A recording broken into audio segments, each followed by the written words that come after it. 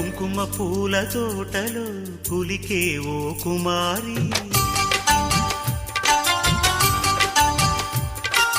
మేలిమి బంగారు చీరలు మెరిసే ఓ వయ్యారి.